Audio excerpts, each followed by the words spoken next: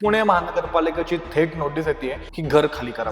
कुठलीही पूर्व परवानगी न घेता, कुठलीही परमिशन न घेता थेट बीडीपी झोन मध्ये कन्स्ट्रक्शन सुरू केले. आणि ह्या बीडीपी झोन्सच्या अंतर्गत कुठल्याही प्रकारचे कन्स्ट्रक्शन अलाउड नसतात. म्हणजे 2023 ला एक नोटीस आली, त्याच्यात त्यांनी कानाडोळा केला की तर नेहमीची पद्धतच झाली. जरा विचार करा, तुम्ही एखाद्या बिल्डिंग मध्ये राहताय आणि बिल्डिंग मध्ये राहत असताना तुम्हाला पुणे महानगरपालिकेची थेट नोटीस येते की घर खाली करा म्हणून. ऐकून जरा धक्काच बसेल, पण अशा प्रकारची घटना पुण्यातील शिवसृष्टी येथे घडलेली आहे. स्कीमचं नावच शिवसृष्टी आहे. आंबेगाव खुर्द परिसरामध्ये ही स्कीम आहे. आता नेमकं काय घडलं या स्कीम मध्ये आपण संपूर्णपणे या व्हिडिओच्या माध्यमातून जाणून घेऊयात. व्हिडिओ शेवटपर्यंत बघायला विसरू नका. आता ही जी स्कीम आहे, त्या स्कीमचा बिल्डर किंवा त्या स्कीमचा डेव्हलपर जो आहे त्याचं नाव आहे सनी शिंदे. तर या व्यक्तीने पुणे महानगरपालिकेची कुठलीही पूर्व परवानगी न घेता, कुठलीही परमिशन न घेता थेट बीडीपी झोन मध्ये कन्स्ट्रक्शन सुरू केलं. तर बीडीपी झोन म्हणजे काय, तर बायोडायव्हर्सिटी पार्क. आणि ह्या बीडीपी झोन्सच्या अंतर्गत कुठल्याही प्रकारचे कन्स्ट्रक्शन अलाउड नसतात. आता कुठल्याही प्रकारचे कन्स्ट्रक्शन अलाउड नसताना देखील इथे एका प्रकारची बिल्डिंग होते, ती विकली जाते, लोक तिथे राहायला येतात. अशा प्रकारची धक्कादायक घटना पुण्यामध्ये घडलेली. आता हे होत असताना ह्या माणसाला म्हणजे सनी शिंदेला 2023 साली पुणे महानगरपालिकेकडनं एक नोटीस मिळाली होती. त्या नोटीसमध्ये क्लिअर कट लिहिलेलं आहे की बांधकाम थांबवा म्हणून. तरी देखील त्याच्यावरती कुठलीही कारवाई केली गेली नाही. म्हणजे 2023 ला एक नोटीस आली, त्याच्यात त्यांनी कानाडोळा केला डेव्हलपरनी, सनी शिंदेनी, तरी देखील त्याच्यावरती कारवाई झाली नाही. म्हणजे फक्त एक नोटीस आली, तिथपर्यंत प्रकरण थांबलं. त्याच्यानंतर पुढे जाऊन आता आपल्याकडे अजून एक 2026 ची देखील एक पुणे महानगरपालिकेची नोटीस आहे. त्याच्यामध्ये या संबंधित कन्स्ट्रक्शन बद्दल, या बिल्डिंग बद्दल, शिवसृष्टीबद्दल आणि प्रत्येक नागरिकाला मिळालेल्या आपल्याकडे नोटिसा देखील आहेत. आपण कॅमेराच्या माध्यमातून पण बघू शकतोय की ह्या सगळ्या नोटिसा ज्या आहेत, त्या सगळ्या नोटीस ज्या आहेत त्या तिथल्या रहिवाशांना आलेल्या आहेत. आणि आता नोटीस देण्यामागचं एक्झॅक्टली कारण काय, तर त्याचे जे विविध पॉइंट्स दिलेत, 8 पॉइंट्स दिलेत.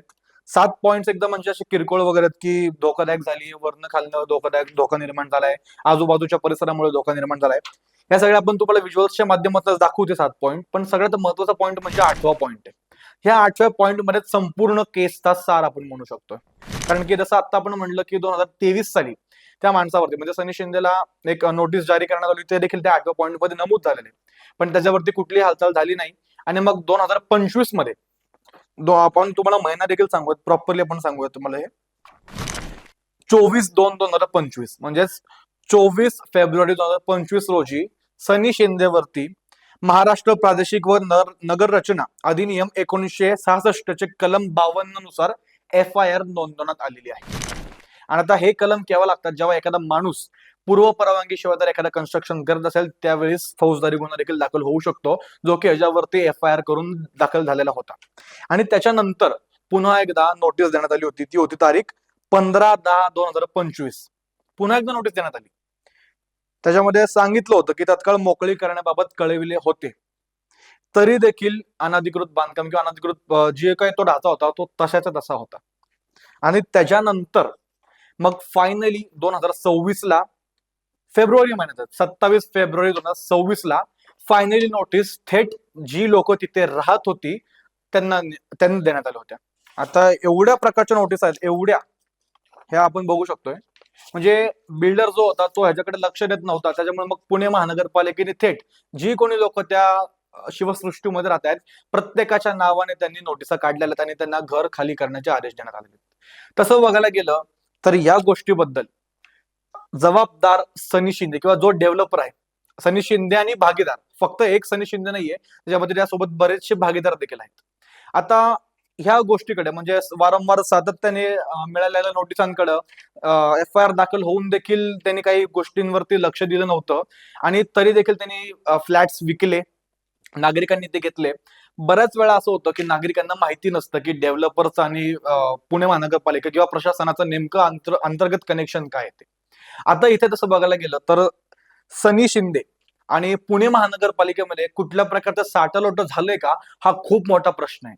कारण की वारंवार फक्त नोटीस येत होता, पण कारवाई आतापर्यंत केली गेली नाही. जेव्हा नागरिक राहायला आले तेव्हा नागरिकांना खोल्या खाली करण्याचे इथे आदेश देण्यात आलेले आहेत. मग आता नागरिकांनी जायचं कुठं, हा सरळ सरळ नागरिकांची झालेली फसवणूक का नाही म्हणावं या गोष्टीला.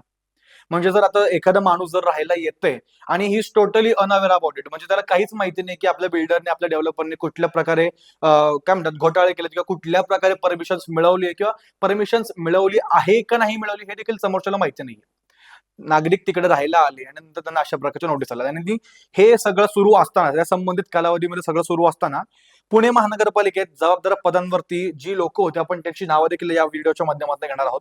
श्री सौरभ राव, श्री प्रशांत वाघमारे, श्री विलास नवाळी, श्री हेमंत मोरे, श्री उमेश घोडगे, श्री प्रवीण बावसार, ही सगळी अधिकारी मंडळी जी होती ती तत्कालीन पुणे महानगरपालिकेमध्ये जबाबदार खात्यावरती किंवा हे सगळी लोक त्यावेळेस कार्यरत होते.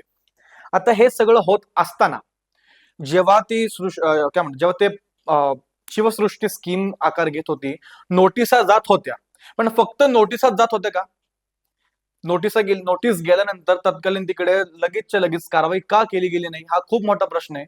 आणि त्याच्यानंतर जेव्हा आत्ता नागरिक राहायला आले तेव्हा त्यांना घर खाली करण्यासाठी सांगतात. आणि ह्याच्यामध्ये अजून एक नमूद करावं वाटतंय ते म्हणजे आपण व्हिज्युअल्सच्या माध्यमातून ते पॅराग्राफ आपण तो हायलाइट देखील करून दाखवू की पोलिसांचा देखील वापर करण्यात येईल अशा प्रकारचे नोटीस आता पुणे महानगरपालिकेने दिली. म्हणजे नागरिकांना तरी सामंजस्याने पण तुम्ही सहकार्य करण्याचं या ठिकाणी नोटीसच्या माध्यमातून सांगण्यात आलेलं आहे. पण सगळ्यात उरणारा प्रश्न म्हणजे नागरिक जाणार कुठे? ही बिल्डरकडनं नागरिकांची झालेली फसवणूक नाही का?